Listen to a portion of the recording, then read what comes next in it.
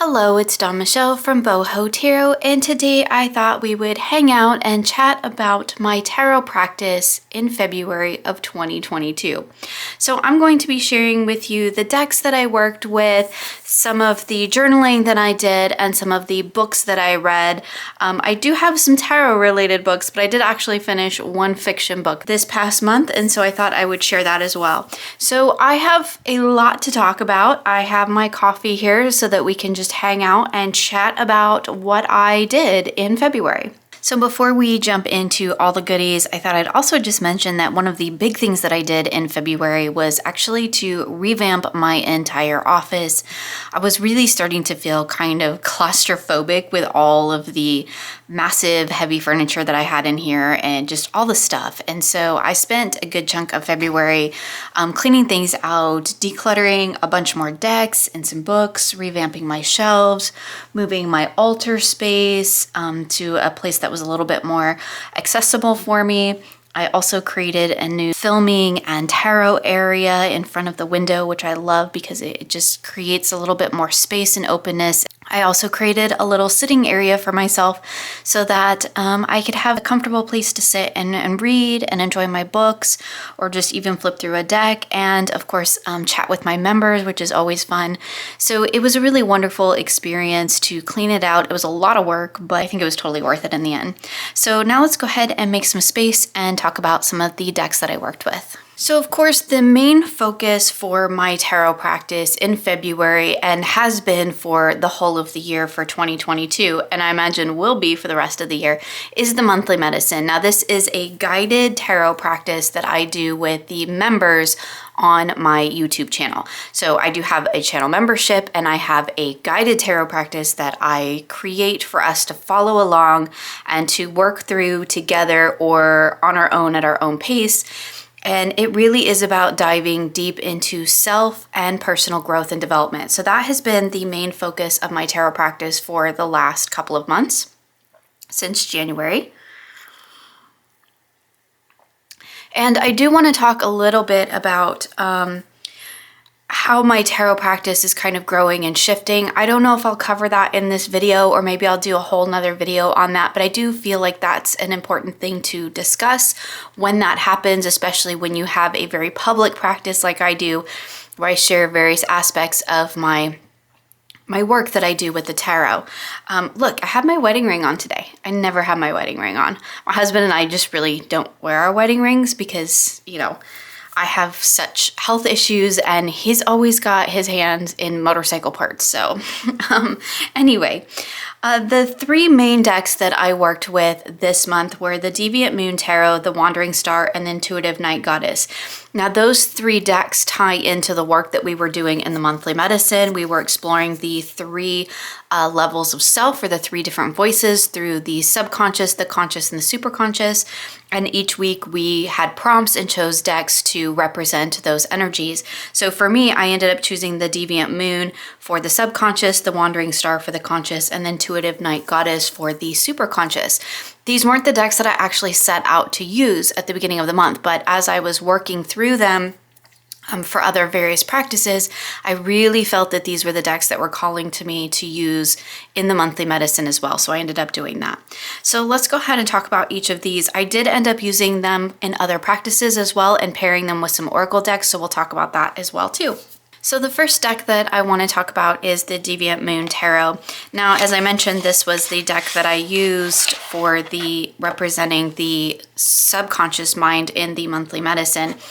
But it's also a deck that I spent a lot of time getting to know and learning its energy, its unique voice throughout the month. And I did a whole video, so I shot different aspects of me working on bonding with this deck, because when I first got it, I'll be honest, I was like, it's not for me. It's not my kind of deck.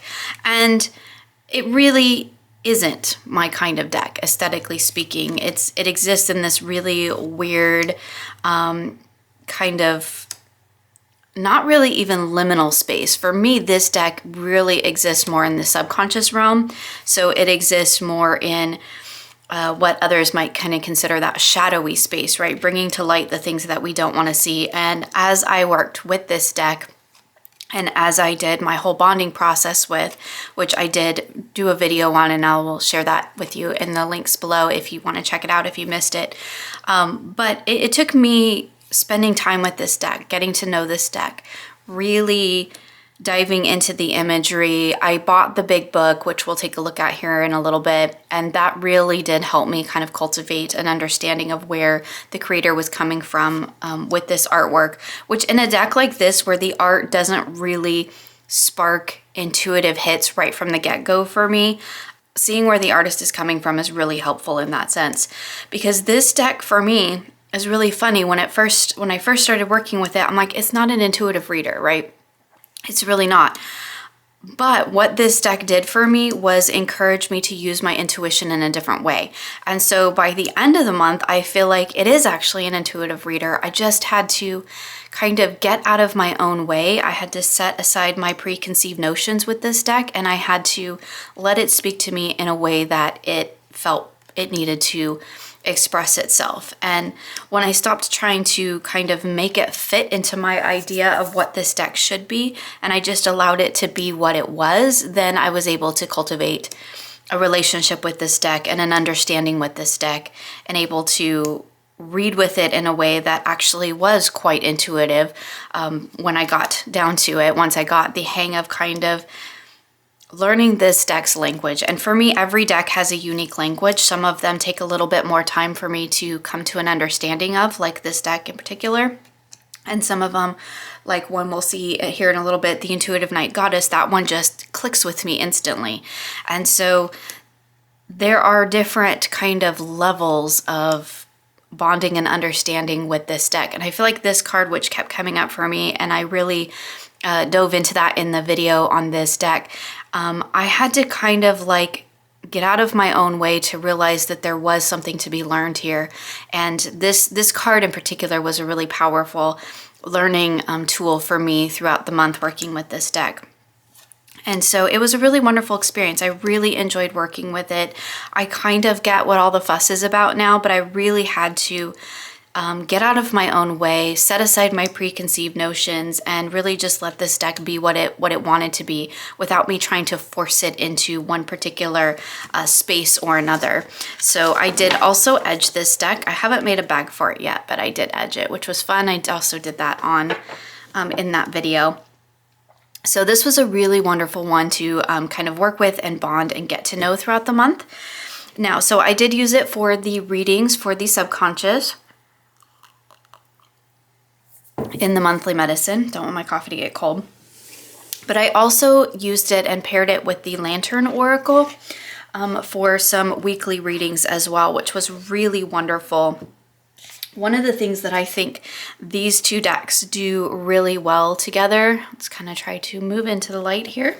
It's quite early, so it's not very light out yet, but one of the things that this particular pairing I think did really well together was the Lantern Oracle. Let's just take a quick flip through it just so you can kind of see, and we'll take a look at it paired here in a minute. But in a stark contrast to the Deviant Moon, which exists in this really kind of strange steampunky world, the Lantern Oracle very much exists in this world for me.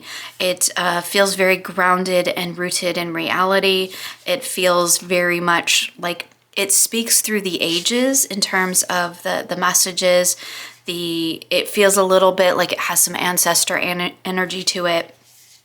It feels a little bit like it pulls from the collective unconsciousness or the collective consciousness, depending on how you look at it. And I feel like this deck is really grounded in the human space, in our human experience, and in our human lifetime and lifetimes as a species. And so one of the things that I think was really interesting about working with this deck with the Deviant Moon is that they are kind of existing in total opposite ends of the spectrum. We have the Deviant Moon that's very much in its own little kind of strange, dreamlike world, and then we have the Lantern Oracle, which very much exists in this world.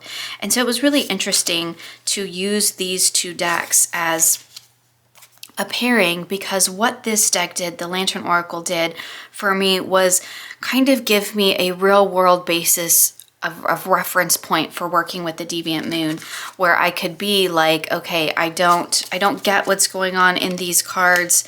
You know, they feel a little too disconnected from my real life. But by adding the Lantern Oracle in here, I could really dive into, okay, this is the kind of foundation of the message, and then here's how to take this energy from the deviant moon and see it through that lens. So see it through a lens of what I can understand in my everyday life.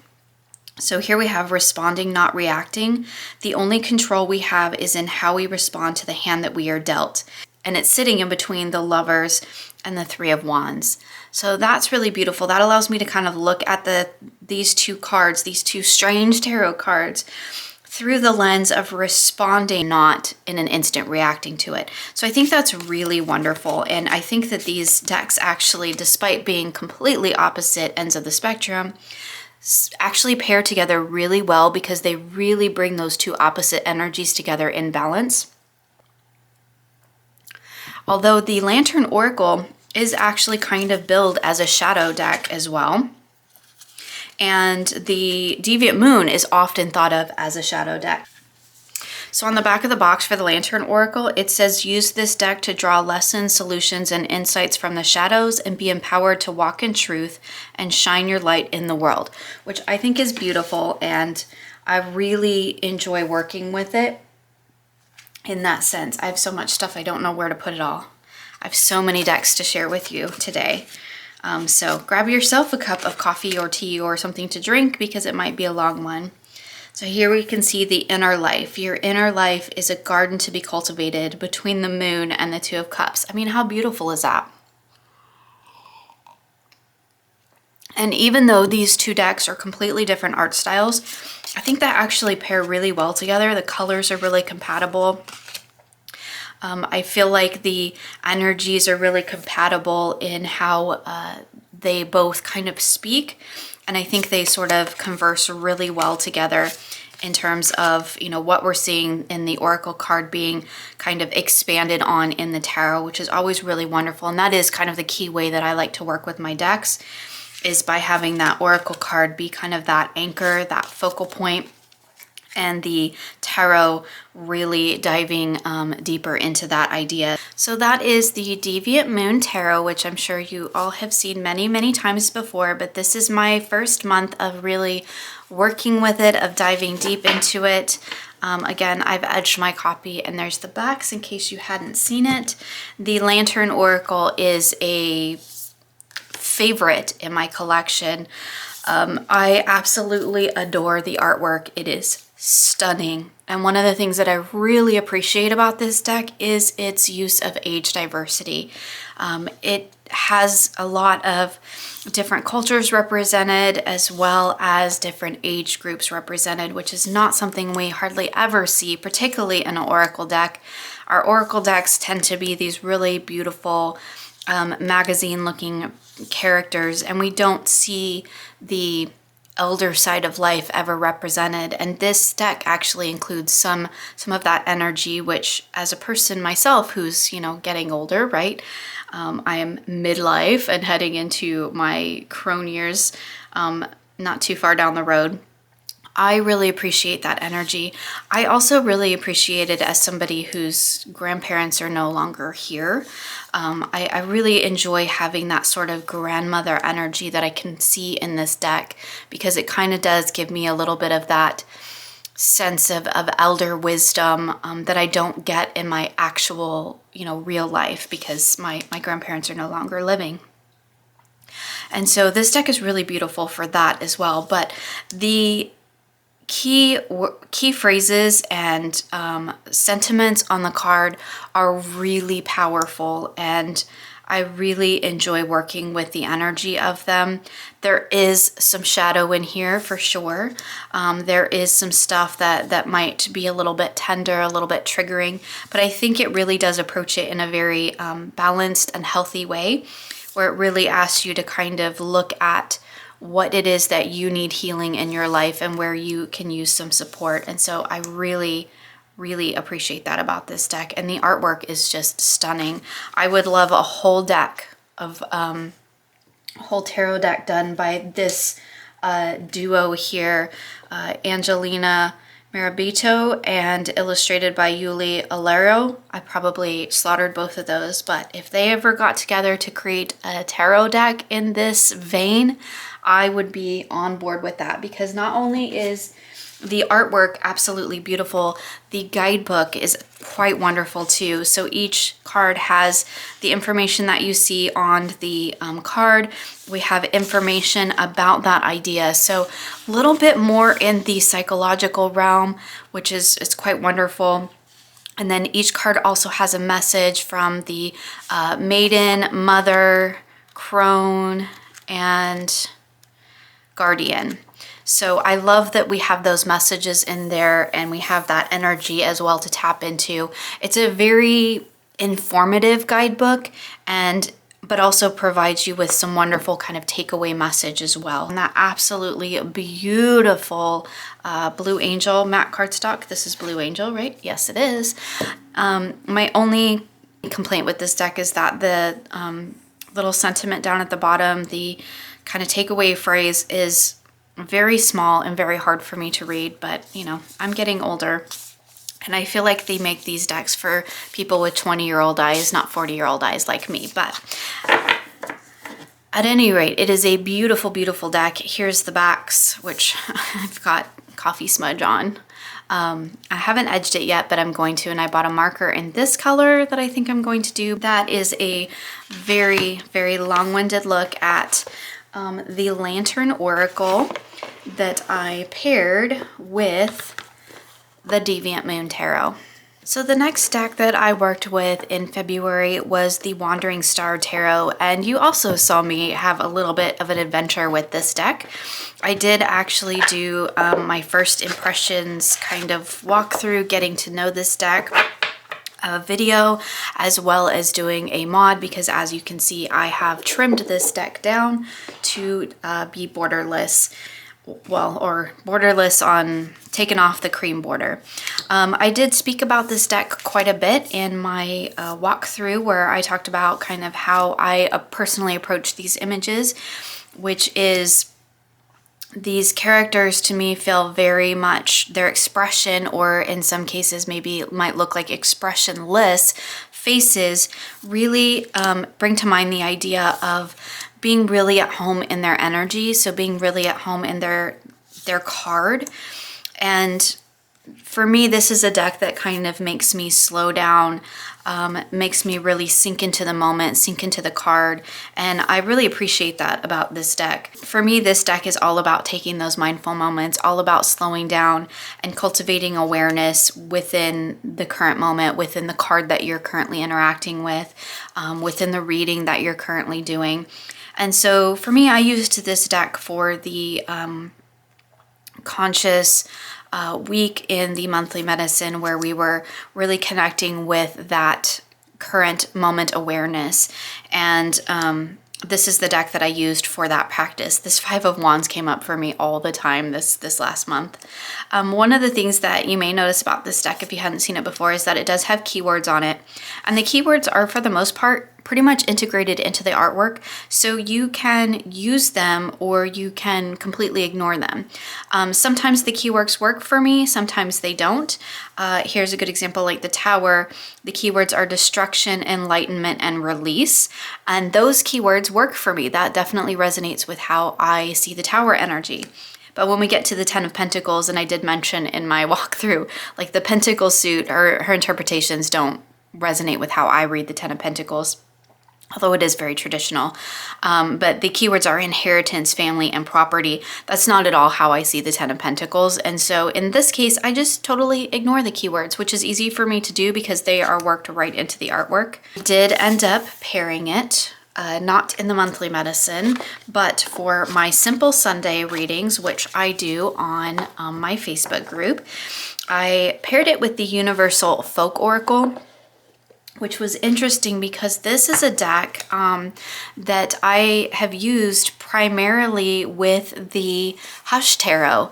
And so for me, it was a deck that kind of took the edge off the Hush Tarot. It kind of gave it a little bit of a softer voice when I worked with those two decks together. So it was really interesting to pair it with the Wandering Star, which already has a really quiet, very mindful, very contemplative voice for me. And so it was really interesting to pair these two decks together. And I think that artistically speaking, they are quite compatible. You'll see that they have a lot of the same colors. The illustration style is quite similar. I feel like the Universal Folk is a little bit more refined. And the Wandering Star feels a little bit more in that kind of more raw, more natural kind of boho style. But these two decks pair beautifully together. And one of the things that's really wonderful about these two decks together is, and talking about that serene kind of focused into the energy of the card, the Universal Folk Oracle does that as well.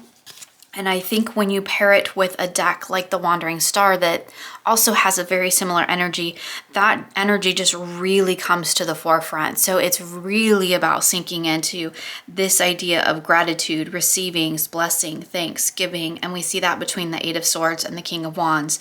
We maybe aren't moving forward right now because we're not looking at the things that are good about our lives. And we need to maybe take some time to understand and honor and gain that wisdom from where we are before we can move forward.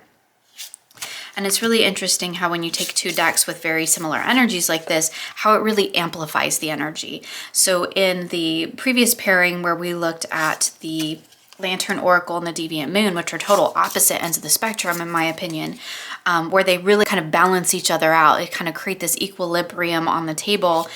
These two decks being very similar in energy and art style and feel for me, and in their reading styles really does kind of amplify that. So I really, really enjoyed this pairing. We'll just flip through a couple more just so you can see them, because I've have several people ask me to show this pairing in particular now that I've trimmed the Wandering Star.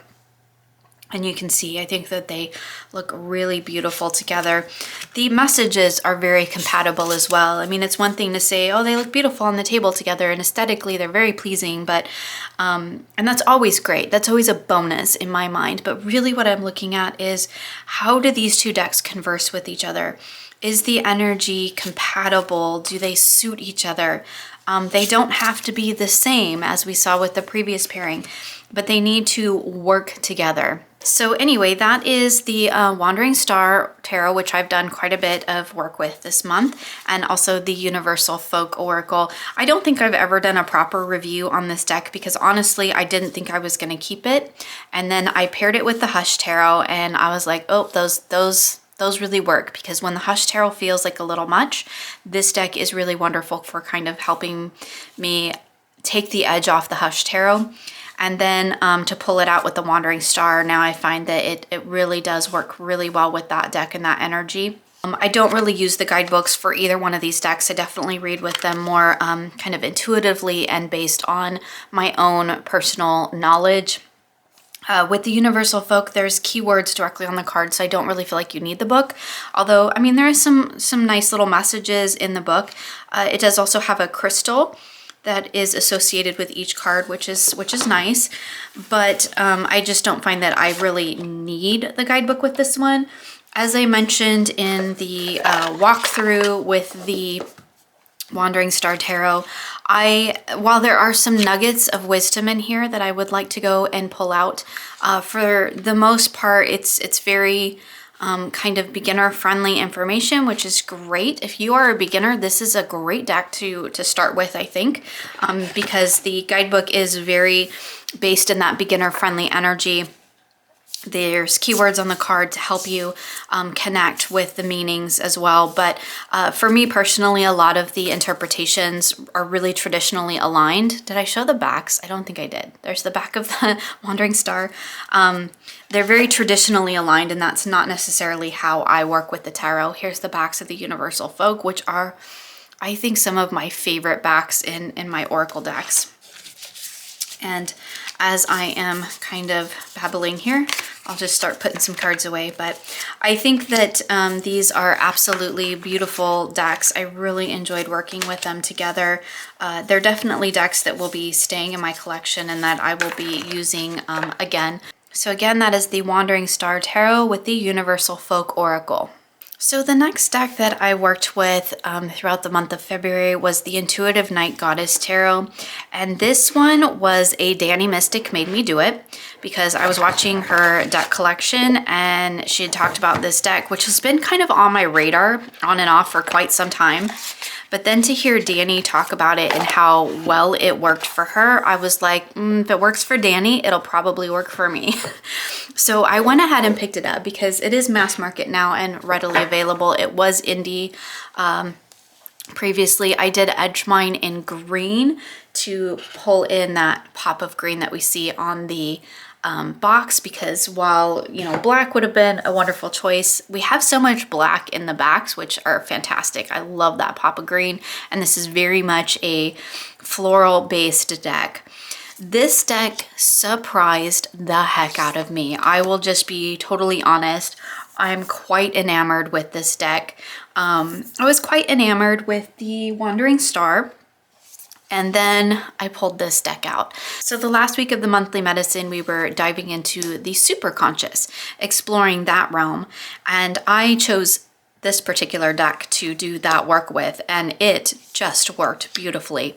But one of the things about this deck is I couldn't appreciate, as much as I love watching videos on decks and walkthroughs and all of that, I really couldn't appreciate the detail in these cards until I got it in person and was able to get real up close and personal with them. I absolutely love the choices that the creator has made for this deck.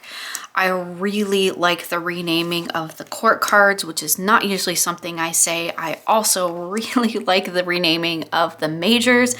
Again, not something I normally say, but they make so much sense, particularly when you read the guidebook, and I do want to talk about that here in just a moment because the guidebook is amazing.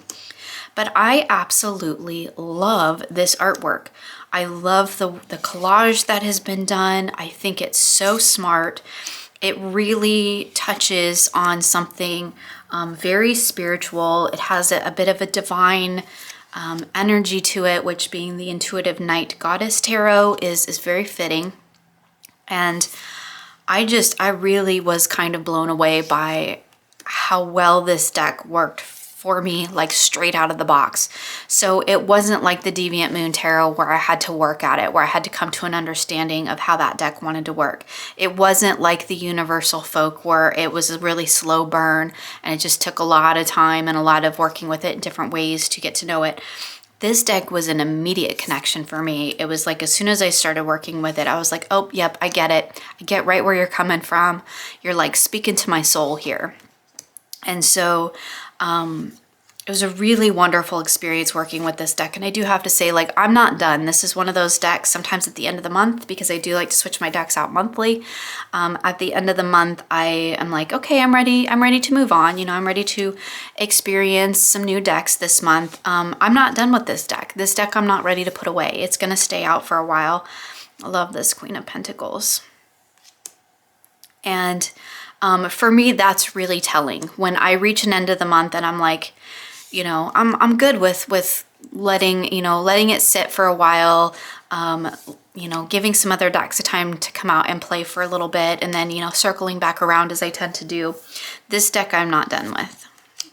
And it's even got like this Three of Swords. So I love this Three of Swords because of the fact that even though it's very reminiscent of the, you know, heart with the three swords through it, which I really don't care for and am so tired of seeing in decks.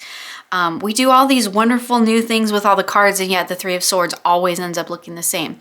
Why is this card not allowed to change?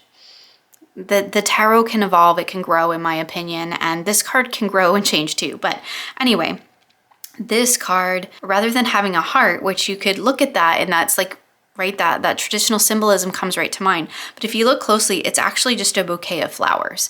And I love that because the way that I read the Three of Swords is growth of the mind.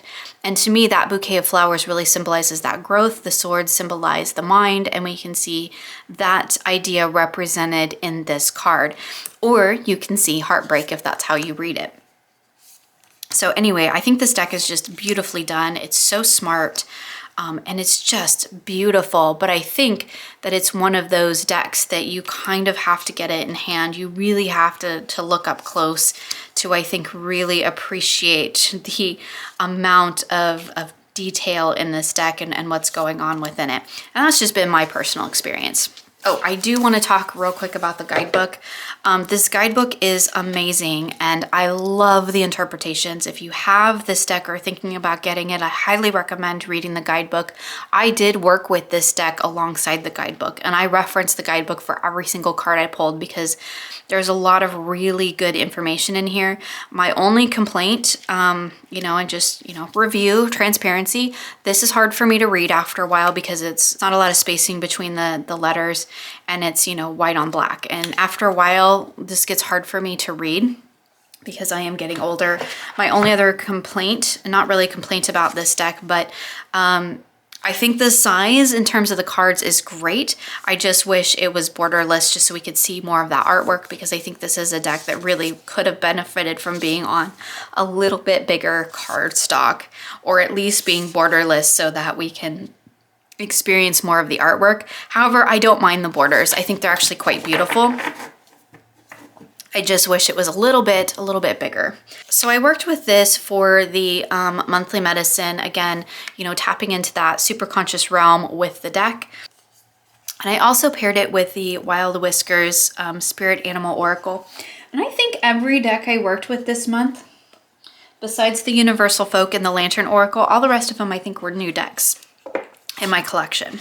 So this is a deck that I've had on my wish list for quite some time, and I finally just decided to go ahead and get it because I felt like with all of these decks, the Deviant Moon and the Wandering Star and the Intuitive Night Goddess, they all had a very black base. So a lot of black backgrounds in terms of like being in the night sky space. And this is one of the few animal decks that I've seen that's also on black backgrounds. I do have the Flowers of the Night, which is on a really dark background. It's one of my favorite oracle decks. And it is, flowers and animals, but this is just, it has flowers, but it's really, really based on the animals. So I ended up pairing these two decks together, which actually worked quite well. I think they read, let's again pull them back into the light. I think they read together really well. I love the floral energy that we get across these two decks. One of the things that I really like about the Wild Whiskers is the alliteration of the titles, where it has like Tenacious Tiger, it has Optimistic Otter, Rowdy Rooster, Adaptable Armadillo. And I'm a sucker for that. I think it's so cool and it's done very well in this deck. While there's not really a scene depicted in the Animal Oracle, it really is for me about the keywords that are on the card. I do not know enough about animal energy to know really on a deep level what the otter means. But if you combine that with the title and the keywords, I can get a good sense of that as a focal point. There is also a little sort of affirmation on the bottom of the card. So for example, the Optimistic Otter is gentle and carefree, nature spirit, teach me to enjoy the simple things in life. And the keywords are positivity, imagination, and playfulness. So while I really enjoyed the aesthetics of these two decks together and the beautiful artwork on the Wild Whiskers, I really tapped into the keywords more than anything with this particular oracle deck, and I let that kind of inform the reading that I was getting from the tarot. So again, focal point, right? So we have security, toughness, and boundaries. I feel like almost like these three keywords, and I found that this happened a lot because there are three keywords on the oracle deck, and when I put them in the middle, it was almost like the first keyword applied to the first tarot deck, the second keyword applied to the animal oracle, and the third keyword applied to the a tarot card on the right hand side, and that just seemed to be a synchronistic thing that happened a lot with the use of this deck. So if we're looking at this, we have security for the Queen of Pentacles, toughness for the armadillo, and boundaries for awakening. And I found that that was a lot how I worked with these decks.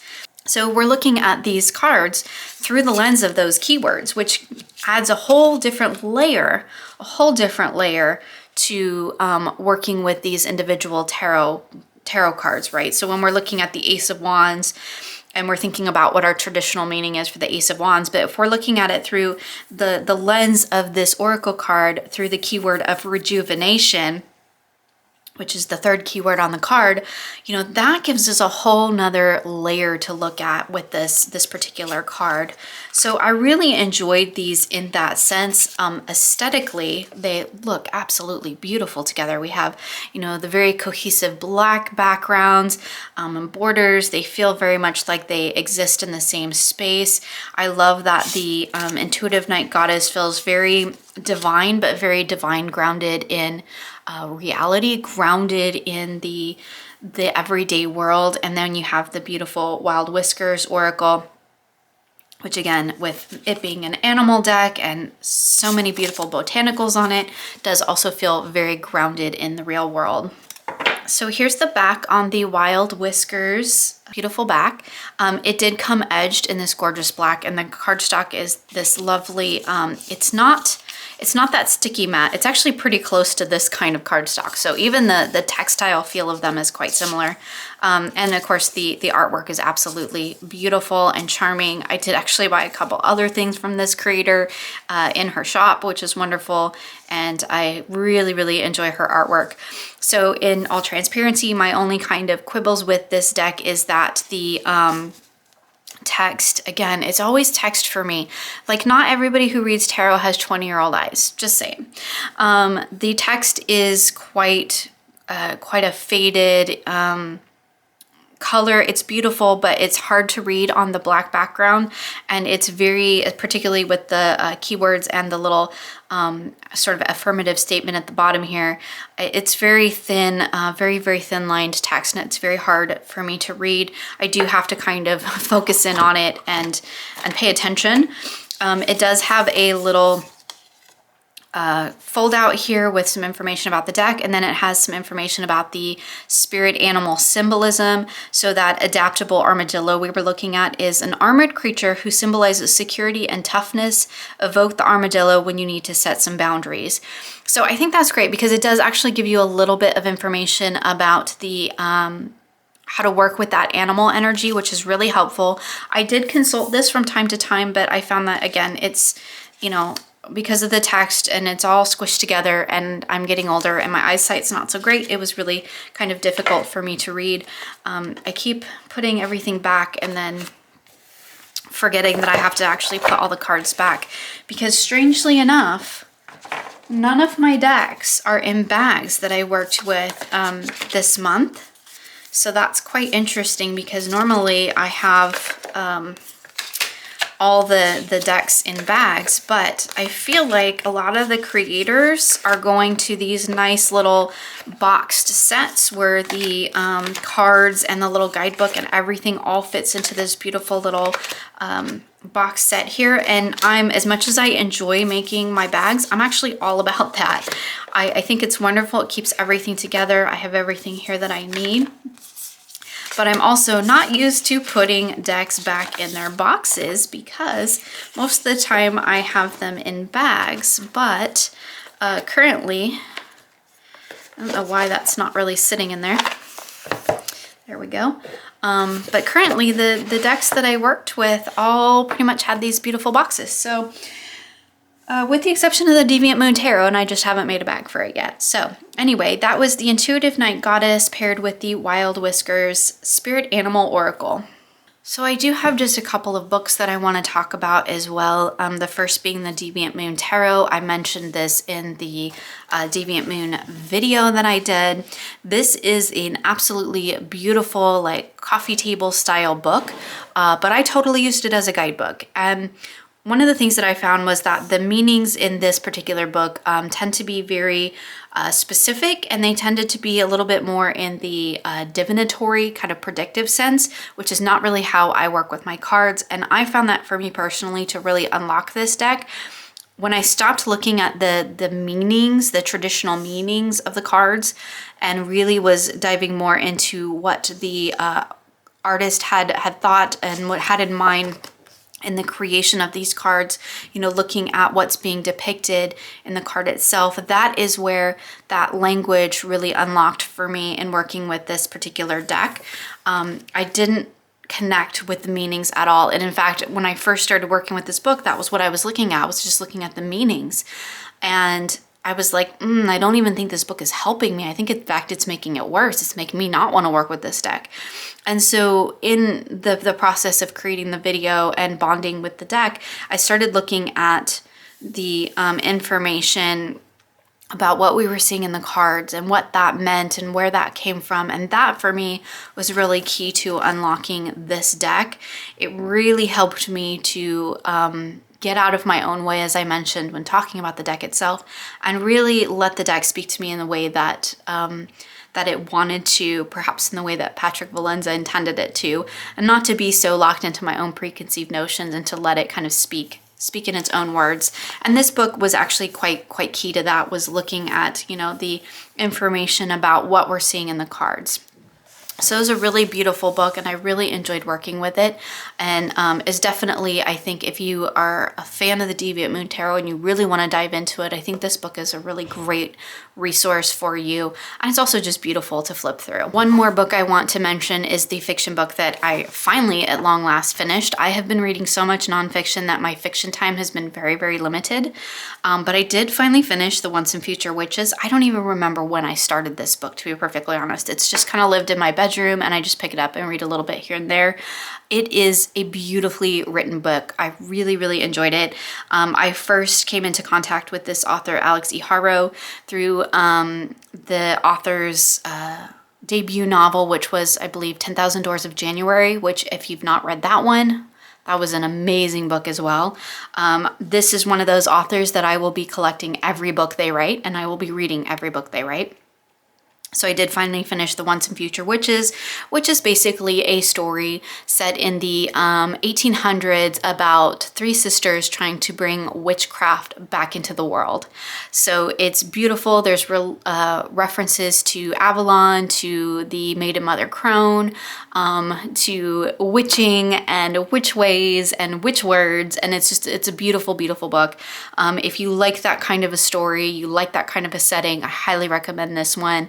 As I recommend 10,000 Doors of January as well. That's a beautiful read as well. So I just wanted to give a quick mention to that because I really did enjoy it, and I did finally finish a fiction book. So that is The Once and Future Witches by Alex E. Harrow. Okay, let's talk at long last about journaling. And this has been a really long video. We'll see how long it actually is when I go to edit it, but I've been sitting here for quite a while. I want to say over an hour. My coffee is totally cold now. So I, to be perfectly honest, have not been feeling the connection to my paper journal. And I don't know if that's because I started a digital journal and I'm really enjoying that. And I don't know if that's just because that is the way my journaling practice is going, or because it's just something new, right? It's new and exciting, and I will maybe come back to my paper journal. I am still using it for the monthly medicine. For February, we did Initiating the Inner Voice, as I mentioned, where we looked at the three aspects of self, shadow, ego, and soul. For that, I chose the Deviant Moon Tarot for shadow, the Wandering Star for ego, and the Intuitive Night Goddess for soul. And we'll just take a quick flip through the book because I don't have any of the prompts in here because, again, that's part of the membership. But the first week we were looking at shadow, and we had some work on releasing shadow shame, which, again, I used the Deviant Moon for. We had our shadow medicine, which those are really the spreads to really get us diving deep into the topic. And then we had our shadow reflection at the end of the week. And we also share all of this in the Facebook group as well. So for the ego week, for cultivating, awareness or conscious mind, I used the Wandering Star Tarot, as I mentioned. And I did a bit more of the doodle work journaling in this week, but as you can probably tell, I really have not been connecting with that practice this last month. I really wasn't feeling the call to do the physical journaling in this sense. Like I was definitely more into my digital journal. I'm also working on tarot decks, like creating some tarot decks. And so I'm thinking that a lot of my creative energy is being put into that right now. And I just don't have the reserves for doing this. And in fact, I'm leaning towards not doing the monthly medicine on paper in March. I'm leaning towards doing it digitally because I do have that whole program set up to be either in print or digital. And so I do have a whole digital aspect to that I can very easily use. But anyway, for the soul week and tapping into higher consciousness or a higher self, I was using the intuitive night goddess. And you can see here that like the sort of creative aspect of this is very, very limited. For one, I just didn't feel like I needed it with these beautiful cards. I really wanted the imagery itself to speak on the page. And for two, I was really more in the practice of thinking and reflecting. What's written here is really just a very small kind of takeaway portion of the work that I did. And that's the other thing that I'm finding with the monthly medicine is that there in this is just not enough space for me to really dive into it as much as I want to. And so I've been doing a lot of that work kind of outside of this and then just coming to this journal to kind of sum up the experience in a sense.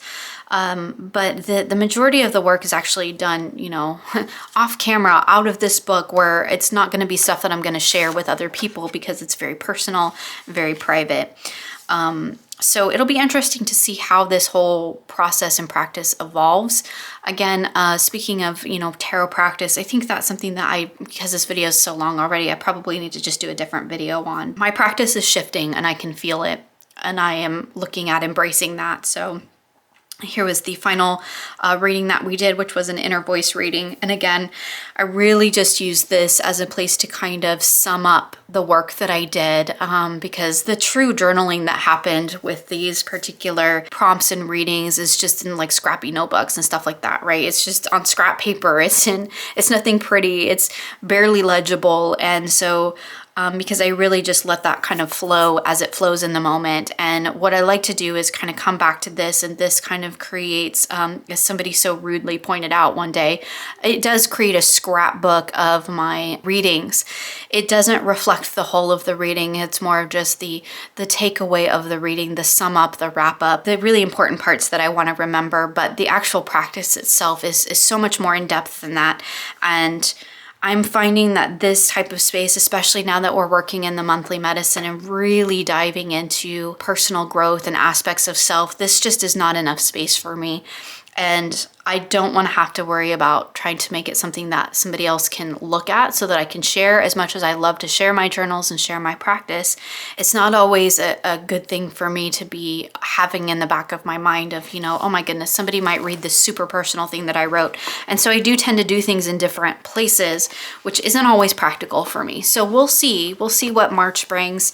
In terms of working with journaling and the monthly medicine, because I am loving that deep work that we're beginning to do, because I know kind of what's coming for the rest of the year, obviously because I've created it, and I know we're going to get really deep, and I know we're going to get really into the personal growth, and I don't want to be limited in any way by the thought in the back of my mind that somebody else might see it. So we'll see what happens, but for now, you know, I'm not connecting with this physical practice as much as I have been in the past. And again, I think that is partially due to the fact that I am diving deeper into my readings, and that's not reflected here. That's happening in another notebook. And also because my creative energies are really being poured into the decks that I'm creating right now. And so I feel like I don't have a lot left over for this type of creative work. What I am enjoying though is the digital journaling. Okay, so I had to switch over to my phone camera because my camera does not like recording my iPad. So hopefully this will work okay. But I just wanted to take a quick flip through my digital tarot journal because I have really been enjoying working with this. So here's my cover page for February. Again, I have the Deviant Moon because that was kind of like my focus deck for the month. Then I have a February energy that I did where I did a big energetic reading for the month ahead. So here's all the reflections on that and the work that I did with that particular reading. Then we move into my weekly readings. Now, remember, I was doing the monthly medicine on Monday, Wednesday, and Fridays, and those I was doing in my physical tarot journal. So what's in here is the readings that I did in between that, which actually tended to be on Tuesday, Thursday, and Sunday, and there's a reason for that. So Tuesday I did work with the Deviant Moon and the Lantern Oracle, and I was, doing my readings on that. And then Thursdays, I was working with the Intuitive Night Goddess and the Wild Whiskers, which was really great. It was really interesting because I feel like the readings with the Deviant Moon and the Lantern Oracle on Tuesday were kind of like, let's pull from the subconscious realm. Let's dig a little into shadow. And then on Thursday, it was like, okay, now let's bring it upward through our awareness, up through our conscious level and into the superconscious. And, how can we tie that all together? So it was a really interesting practice to use those decks, not necessarily together, but kind of together. And really at the end of the week, I would find that they actually did kind of create a whole reading together, which was quite interesting. And then every Sunday, I've been doing a simple Sunday spread on my Facebook group. And this is, of course, the prompt. So I just pull that directly from the Facebook group and pop it in here. I'm loving the digital journaling because it's really making the journaling process a lot easier. And it's giving me more flexibility and freedom to really dive into the readings because I don't have to spend so much time like physically creating the pages. This, I can actually get the whole reading in and I can just go back and, just dump it all in there and I can go back and make it pretty later, which is really wonderful. I've really enjoyed that. So here's again another Tuesday reading with the Deviant Moon and the Lantern Oracle, and Thursday with the Intuitive Night Goddess and the Wild Whiskers. And then Sunday, again, for the simple Sunday reading, I think I forgot to mention, but I mentioned earlier in the video, I was using the Wandering Star and the Universal Folk Oracle. And you can see here how the cards pair together with the, pull that in for you, with the border. So that's how the cards look bordered. And we'll see them borderless here in a little bit because in between these, during this week, I trimmed it. This was a super powerful reading for me. I think this was the one that happened while I was actually on camera, which is fantastic. Here's our Thursday reading. So then here's another Sunday reading. And for this one, I just used all tarot. That just felt more right for this particular reading with the Wandering Star. And then Tuesday, this was the big reading that I did, looking at that Nine of Wands. And I did that in the video, trying to kind of really cultivate a connection with the Deviant Moon Tarot and what that card meant for me. So that was really interesting. It's so much easier to take a picture of my cards and just drop them in here. And you'll notice like I'm not cropping them down or anything anymore. I'm just taking the picture of the cards, the reading, and putting them in here. And I can still make it look beautiful because I can add all this decorative stuff after the fact, but it really allows me to just more time to focus in on the reading and less time kind of working on the creative aspects, which I love the creative aspect of journaling. But like I said, I feel like that for me is being put more to other things right now. And I don't have the space to do it in my tarot practice. So this has been really wonderful, kind of bridging that gap. And I think this is the last reading. So here I'm ready for March, and that'll be the cover page that I do whatever I do with. So another new digital journal that I created in February is the Moon Journal. Let me go to the front of it here. So here's the cover, and this is now currently available in my shop as well. But I wanted to connect more with my moon practice because that's been kind of waning a little bit and I haven't been spending as much time doing that sort of work as I'd like to. So I created a digital journal here to really focus in on that practice. I do have my kind of information about working with the moons and how I see it. Then I also have in here my new moon, full moon, and my cycle spread so that I don't forget them. So they're just here.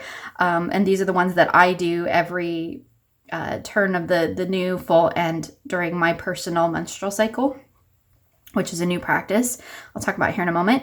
I do have my monthly moons so I can see what moon is the new and full moons for every month and when they happen. Jump to February because that's the month we're in. So here is my new moon in Aquarius reading, and I used the Tarot of the Crone for that. And again, you can see here are my prompts that I use pretty much every new moon.